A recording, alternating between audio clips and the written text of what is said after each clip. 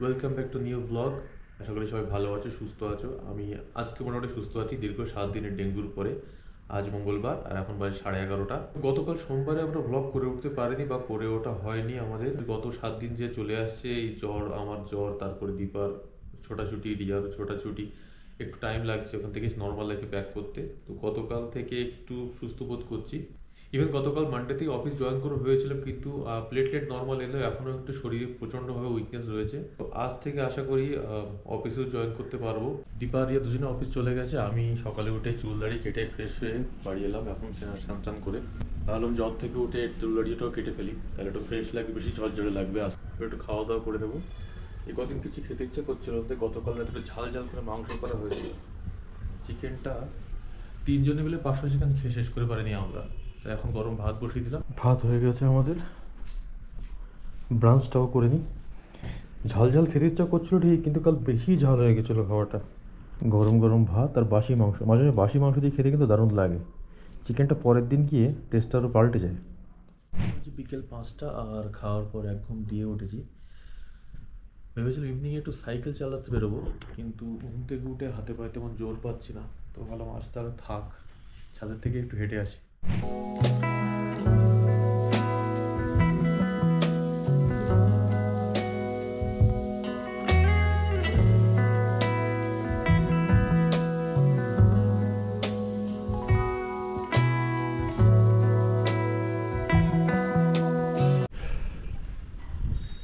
Last কদিন ধরে ওয়েদারটা এরকমই যাচ্ছে, সারাদিন মেঘলা আর সন্ধ্যেবেলা গিয়ে বৃষ্টি, আর সেই সাথে ঠান্ডাও আছে একটু।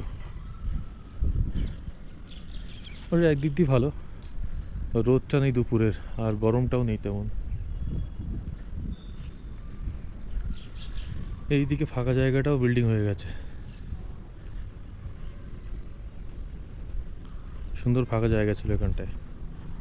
প্রেস্টিজে কোনো বিল্ডিং হচ্ছে ওই জায়গাটায়, নেক্সাসের মল হচ্ছে একটা। কি সুন্দর গাছে ভেন্ডি হয়েছে, কিন্তু লাল ভেন্ডি প্রথমবার দেখলাম আমি লাইফে। এর আগে দেখিনি তেমন লাল ভেন্ডি।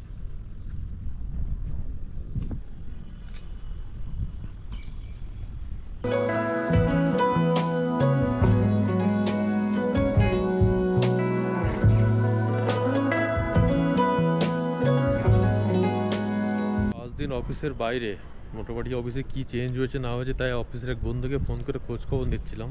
ও একটু খোঁজখবর নিল আমি কেমন আছি না আছি, কবে থেকে শুরু করব। তো বললাম ওকে যে আজ থেকেই অফিসে দেখা হবে। অফিস থেকে আসার সময় লাড্ডু নিয়েছিল ঠাকুরের জন্য, কিন্তু তখন তো রাত হয়ে গেছিলো, দেওয়া হয়নি ঠাকুরকে। তাই ভেবেছিলাম আজকেই দেবতে রেখে দিয়েছিলাম।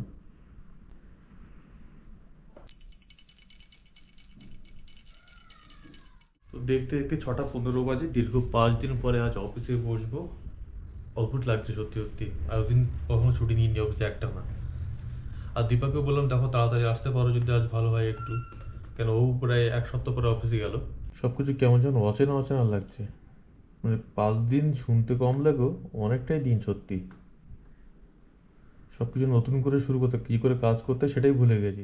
আবার চলে এসেছি আজকে অনেক দিন পর অফিসে। মনে হচ্ছে কতদিন পর অফিসে আসলাম। আমার লকারটাকে দেখতে পেলাম, আমার বোতল।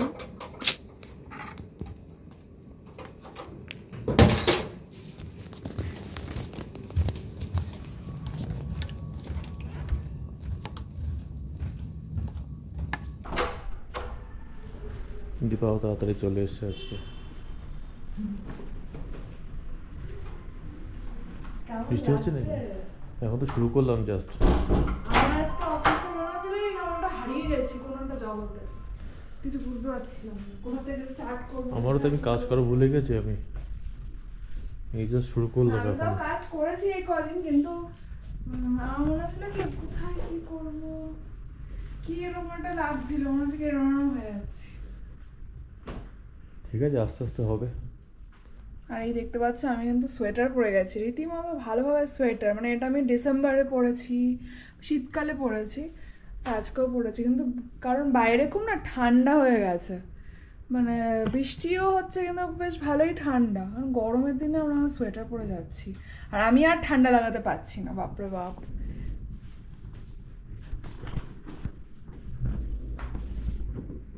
কেমন লাগছে, বুকটা ধপধপ করছে। কাজ করে ভুলে গেছে। ঠিক আছে। প্রথমে লগ ইন করে কি করতে সেটাই মাথায় আসছে, অনেকক্ষণ ধরে ভাবলাম কি করি। তোমারও তো মোটামুটি 1 উইক হলো না আজকে? 5 days, হ্যাঁ।